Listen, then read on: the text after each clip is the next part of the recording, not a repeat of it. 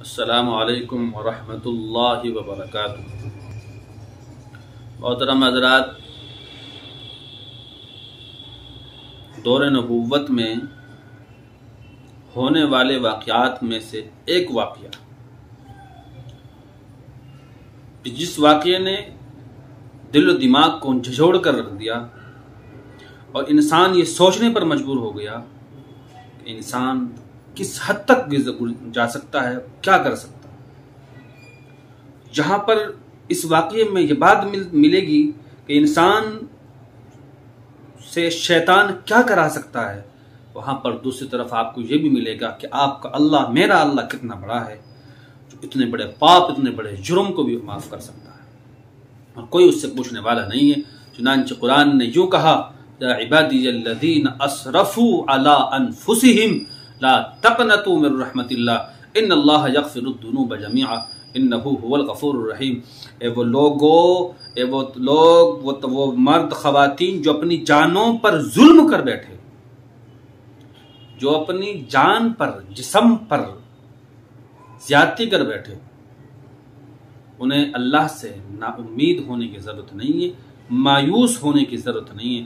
ان کا اللہ وہ اللہ ہے جو سارے گناہوں کو معاف کر سکتا ہے، معاف کرے گا، وہ غفور ہے، وہ رحیم ہے اور کوئی اس سے پوچھنے والا نہیں۔ چنانچہ واقعے کی کڑی اور واقعے کے تار اس طرح سے جڑتے ہیں کہ حضرت عمر رضی اللہ تعالیٰ عنہ گھر سے نکلتے ہیں، راستے میں ان کی ملاقات ایک ایسے آدمی سے ہوتی ہے جو رو رہا ہے، جو بل بلا رہا ہے، جو سسکیاں لے رہا ہے۔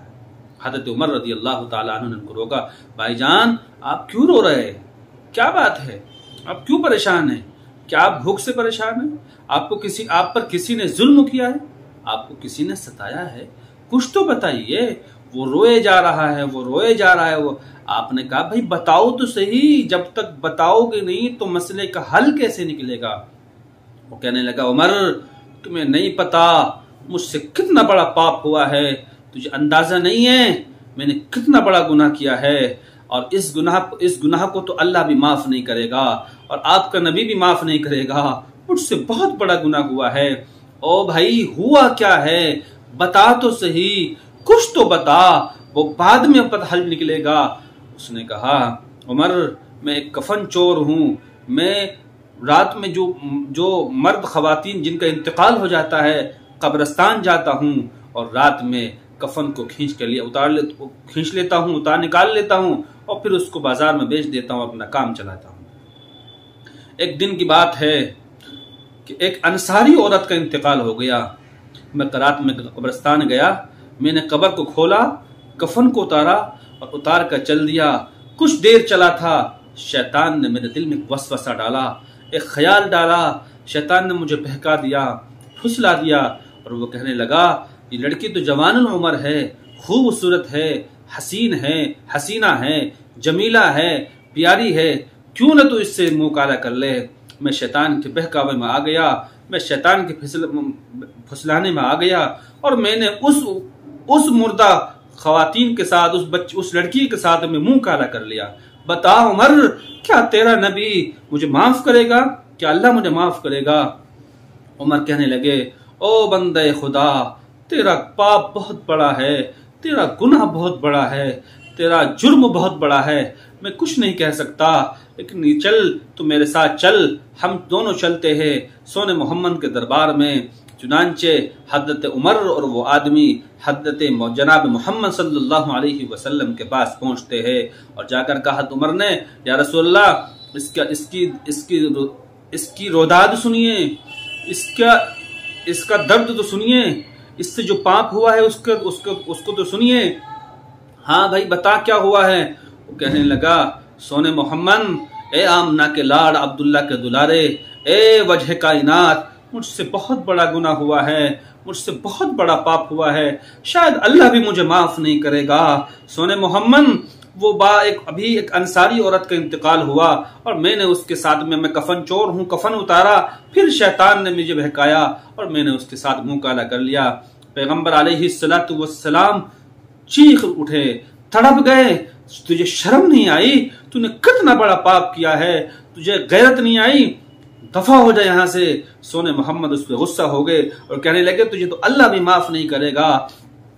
اس آدمی کا جس سے وہ پاپ ہوا تھا اس کا دل ٹوٹ گیا، آئینہ دل ٹوٹا، وہ بے چین ہوا، دل گرفت ہوا اور وہ دربار نبوت سے نکل گیا اور وہ پہاڑیوں میں چلا گیا۔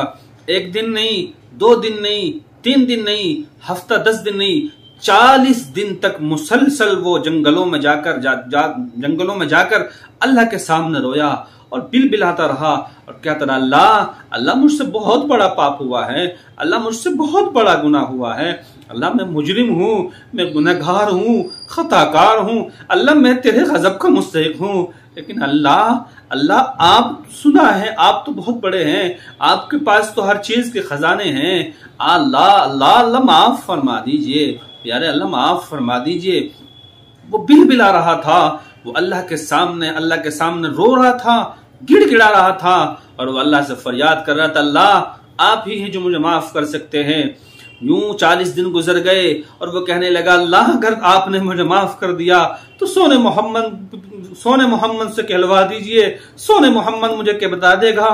چنانچہ جبریل پیغمبر علیہ السلام کے پاس آئے اور کہنے لگے یا رسول اللہ نے مجھے آپ کے پاس بھیجا ہے اور مجھے بتلائیے تمام انسانوں کو کس نے پیدا کیا۔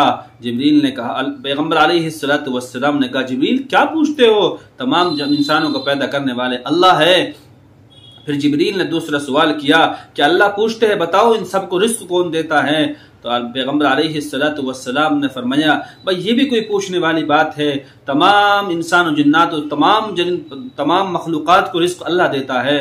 پھر جبریل نے پوچھا بتاؤ گنہگاروں کی بخشش و مغفرت کون کرتا ہے، اللہ کے نبی صلی اللہ علیہ وسلم نے فرمایا کہ اللہ کرتا ہے، مغفرت بھی اللہ کرتا ہے۔ تو جبریل نے کہا یا رسول اللہ جب پیدا کرنے والے اللہ ہے، کھلانے والے اللہ ہے، معاف کرنے والے اللہ ہے، پھر اللہ پوچھتے ہیں تو نے میرے بندے کو کیسے کہہ دیا کہ میں معاف نہیں کروں گا، تو نے کیسے اسے دھکے دے کے نکال دیا۔ چنانچہ پیغمبر علیہ السلام نے ایک صحابی کو دوڑایا، جاؤ اسے جا کر خوشخبری دے دو کہ اس کے اللہ نے معاف کر دیا، نبی نے اسے بلایا ہے۔ دوستو اس واقعے میں جہاں یہ بات سبق ملتا ہے کہ انسان سے کچھ کتنا بڑا گناہ ہو سکتا ہے، شیطان کیا کچھ کرا سکتا ہے، وہاں انسان کو مایوس نہیں ہونا چاہیے۔